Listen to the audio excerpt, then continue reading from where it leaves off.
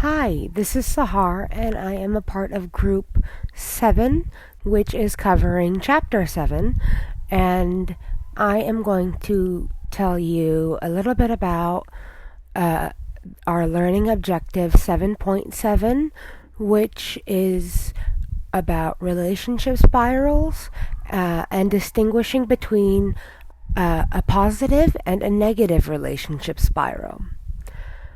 After a relationship climate is formed, it can take a life of its own and give rise to a self perpetuating spiral. A spiral is a reciprocating communication pattern in which the people involved, their message reinforces the others. So, they are different types of spirals. One is a positive spiral, the second is a negative spiral, and the third is a cyclical spiral, and I hope I said that right. So, a positive spiral is when, let's say, when one person's confirming message leads to a similar response from the other person. Then the positive reaction leads the person to be even more reinforcing. This was explained by Howard Atterbury and Cynthia Riggs in their real-life love story. As an example of a positive spiral, I will tell you their story. Howard fell in love with Cynthia when they were very young adults. They would send notes back and forth as friends, but never anything more. Eventually, their lives ended up going into different directions, as most people end up doing. Then, after 62 years, Howard sent Cynthia a surprise package containing the notes that they had exchanged back in the days where they were friends and were hoping to be potential sweethearts. Along with those notes, he included a new note that proclaimed his true feelings and his love for Cynthia. That was the beginning of a positive spiral for them, and if anybody's interested, they have been together ever since. On to negative spirals. Unfortunately, negative spirals can be just as powerful and impactful, although they tend to leave people feeling worse about themselves and each other. Escalatory conflict spirals are the most visible way that disconforming messages reinforce one another. It's as if one attack leads to another until the communication escalates into a full-fledged argument. Although these are less obvious, there are also avoidance spirals as a subcategory of negative spirals, which are also disruptive. But with avoidance spirals, instead of fighting verbally, physically, the individuals slowly lessen their dependence on one another, withdrawing and becoming less and less invested in the relationship and interested in maintaining that. In some cases, partners pass what is called a point of no return, which leads to the breakup or ending of their relationship, should it have been romantic or platonic, or even just casual.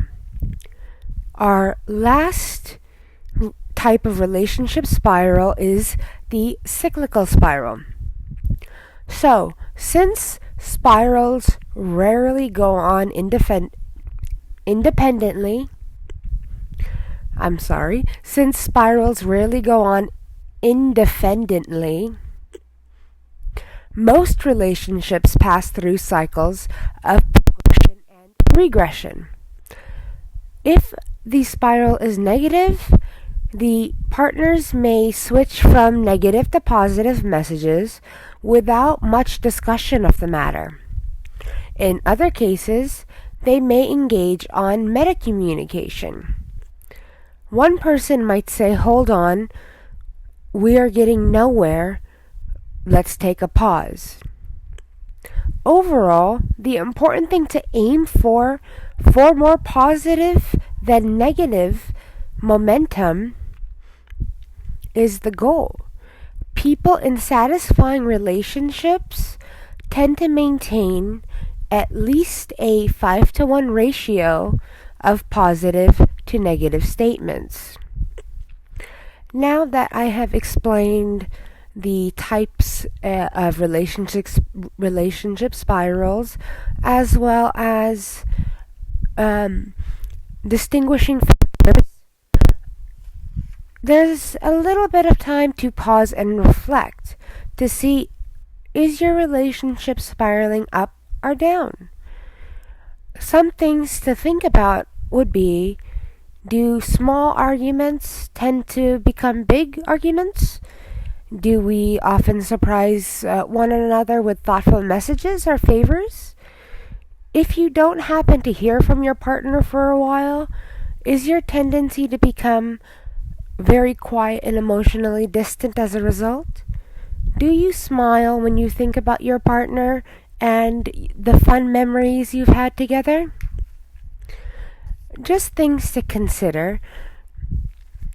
And last but not least, there are ways to forecast your own communication climate. All you would have to do is think about an important person in your life. It could be a friend, a roommate, a family member, or a romantic significant other. And just figure out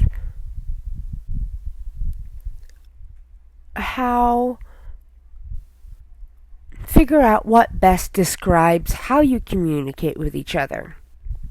So, some questions to ask yourself might be, when you are upset about something, my relational partner is more likely to. The second thing that you might want to question yourself is, when you are planning a weekend activity and you want to do something that your partner doesn't want to do, you tend to react in what way? Something else you can ask is, when you and your partner disagree about a controversial subject, the both of you usually end up